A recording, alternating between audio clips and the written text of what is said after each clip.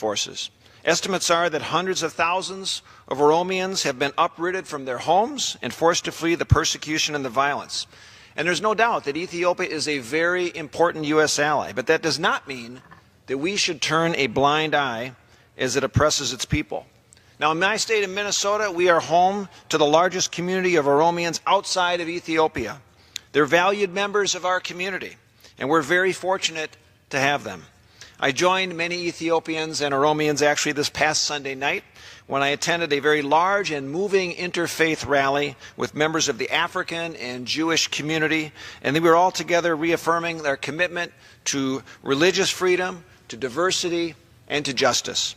And sadly, many Oromians today won't find these ideals in their home country of Ethiopia. So, Mr. Speaker, today the House can speak with a solid, strong voice to support human rights and also condemn the killing of innocent protesters and the arrest and detention of journalists and students and political leaders.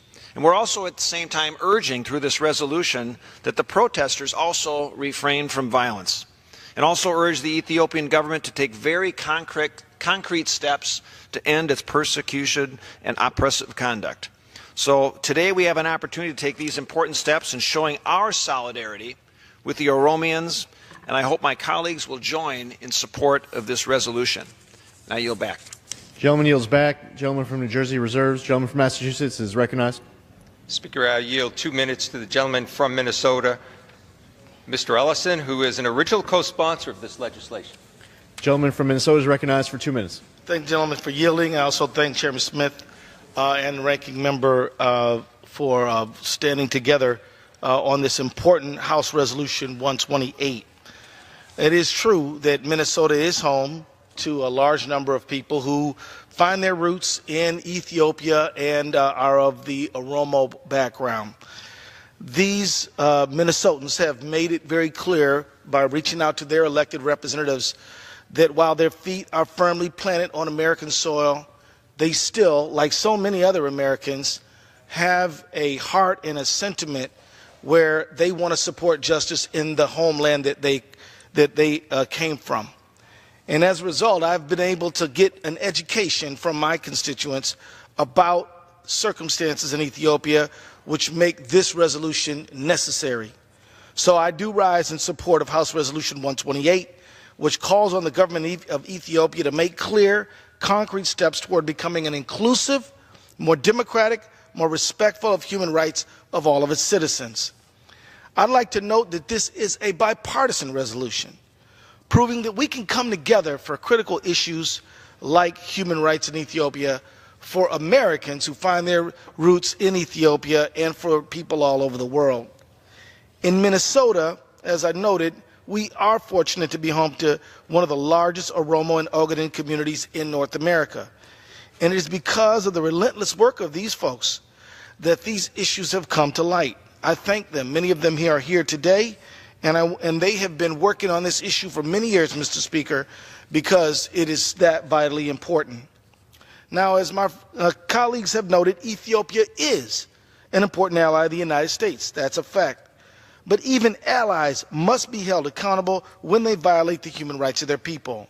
Status as an ally is not a license to abuse human rights. The Ethiopian people desperately need their government to take action to secure their human rights and expand inclusive democracy. I yield the gentleman an additional 2 minutes. The gentleman is recognized for an additional 2 minutes. The Ethiopian government continues to detain journalists, bloggers, students, political opposition leaders. Thousands remain in prison to this day. In addition, the Ethiopian government admits to killing over 500 of its citizens during the protests in an effort to suppress the people's freedom of speech.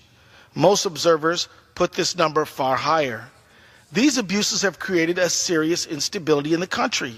And while there have been some signs of progress, which must be noted, including the recent election of Prime Minister from the Ogaden Oromo region, we must continue to push for real, concrete changes.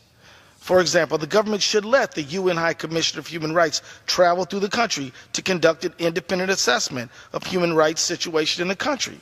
By passing this resolution, Congress will be making clear that we will not remain silent on this important issue.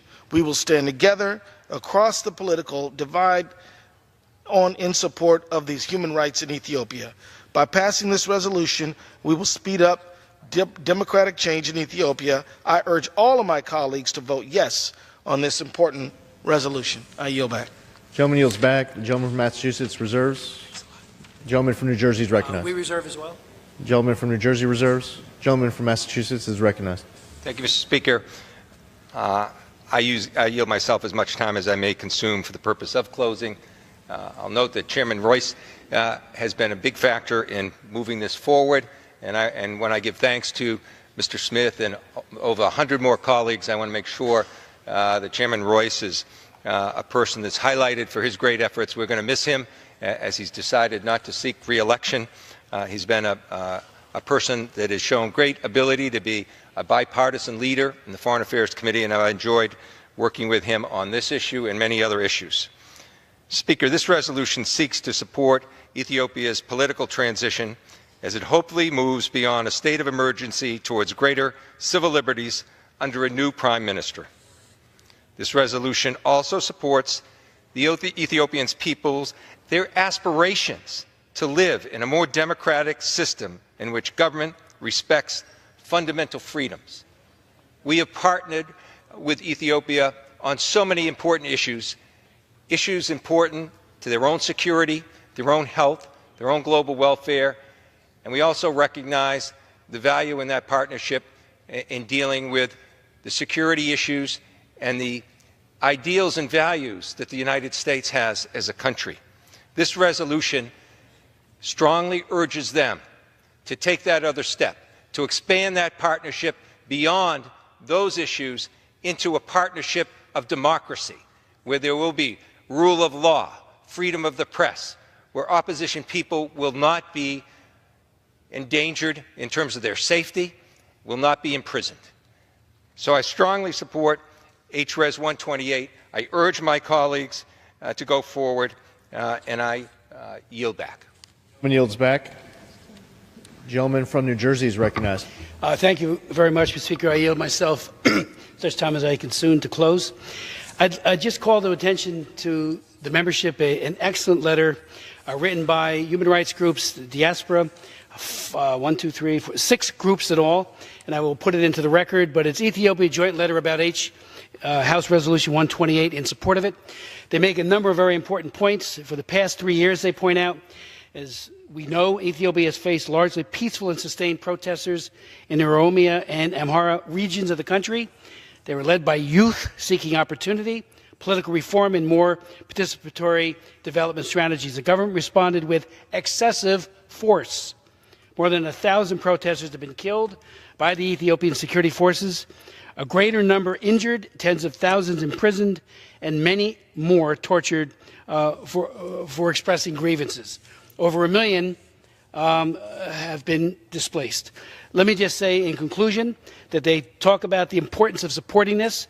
Yes, there's a new prime minister, but as they point out in their statement, and it's so true, Ethiopia's previous transfer of power indicate that leadership change is often followed by unfulfilled promises, a culling of opponents, and power consolidation. That can't happen again. This resolution, I think, deserves the support of every single member. I yield back the balance of our time. Gentleman yields back. The question is, will the House suspend the rules and agree to House Resolution 128 as amended? Those in favor say aye. Those opposed, no. In the opinion of the chair, 2/3 being in the affirmative, the rules are suspended, the resolution is agreed to, and without objection, the motion to reconsider is laid on the table.